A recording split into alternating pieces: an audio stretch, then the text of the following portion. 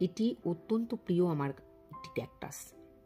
এর অনেক প্রজাতি আছে, আমার কাছে এটিই আছে। এর আসল নাম ইউফরবিয়া রেড রয়্যাল ক্যাকটাস। একটি নরম রসালো উদ্ভিদ। নরম কাণ্ডের দুপাশে ছোট ছোট পাতা দেখা যায়, খুবই ছোট পাতা হয় এবং কিন্তু ফুলও হয়। কিন্তু মাথায় ফুলও হয়। এই পাতাগুলো না বেগুনি লাল রঙের, আবার কিছু কিছু ব্রোঞ্জি সবুজও দেখা যায়। এই গাছের জন্য পাথুরে মাটি এবং বালি মাটি খুব ভালো।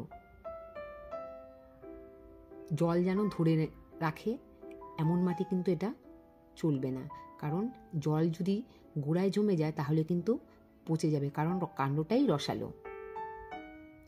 এর কিন্তু ছোট ছোট ফুলও হয়। ছোট ডাল কেটে, একটু পরিণত ডাল কেটে বালিতে লাগিয়ে দেবেন, দেখবেন নতুন করে চারা হবে। তারপর একটু বড় হলে সেটা অন্য বড় পাত্রে লাগাবেন, বা মাটিতেও লাগানো যায়, তবে যে মাটিতে পাথুরে ভাব বেশি এবং বালি থাকে বেশি, কাঁকুড়ে মাটি যেটাকে বলে, এই মাটি এর জন্য খুব ভালো। একটু বড় হলে গাছকে খাবার দিতে হবে। আপনি ডিএপিও দিতে পারেন কয়েকটা দানা। এই পোকামাকড়ও ধরে না। খুব সুন্দর একটি গাছ, অপূর্ব রঙের হয়। প্রচণ্ড রোদ দরকার, রোদ হলে গাছটা ভালো হয়, ছাওয়াতে গাছটা একদমই ভালো হয় না। তীক্ষ্ণ পাতাগুলো দেখুন, একটু তীক্ষ্ণ সামনের দিকটা,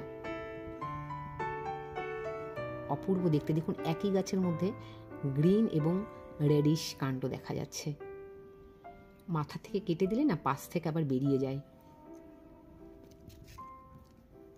আমার কাছে এরকম অনেকগুলো ক্যাকটাসই আছে, কিন্তু এটি আমার অত্যন্ত প্রিয়।